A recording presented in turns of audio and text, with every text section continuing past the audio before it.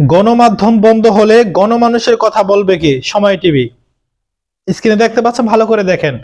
হ্যাঁ, আমাদের বর্তমান নোবেল বিজয়ী ডক্টর মোহাম্মদ ইউনূস সাহেব তিনি বলেছেন যে গণমাধ্যমের উপর কোন রকম সংঘাত চলবে না বা চলতে দিবে না, আক্রমণ হবে এটা চলবে না, মানবো না।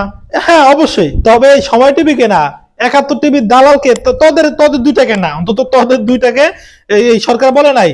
এই ৭১ টিভি এবং এই সময় টিভি, এই দুইটা দালাল যদি ঠিক মতো থাকতো, এই দুইটা দালাল যদি ঠিক থাকতো, তাহলে এতদিন এই সরকার এই স্বৈরাচারী এত স্বৈরাচারী করতে পারতো না।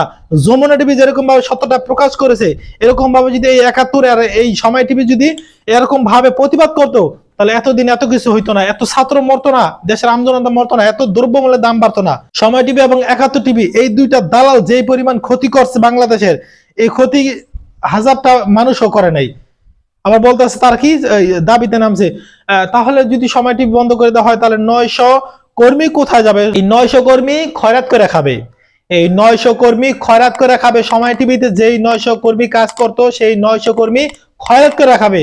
এখন আপনার আমার উপর খেপেন, আমি জানি না, খেপার কোনো কারণ নাই।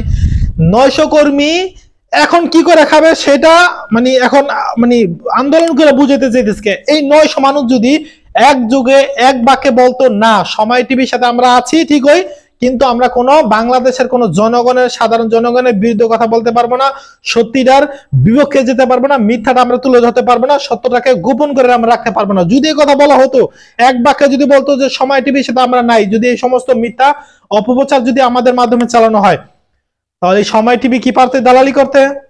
পারতো কোনোদিন?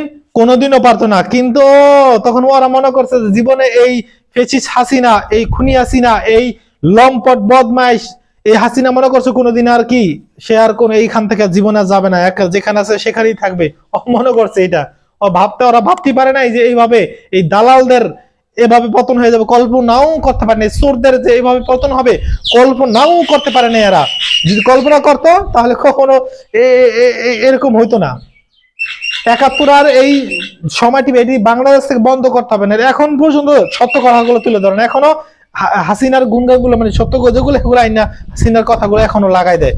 চিন্তা করতে পারে, এখনো বাস্তব সত্য কথাগুলো এখনো তুলে ধরে না। এই বাটপারদের অবিলম্বে বন্ধ করতে হবে, এটাই আমাদের দাবি। তো আর কোনো কথা না, ভিডিওটি সর্বোচ্চ শেয়ার করে দিবেন। আল্লাহ হাফেজ।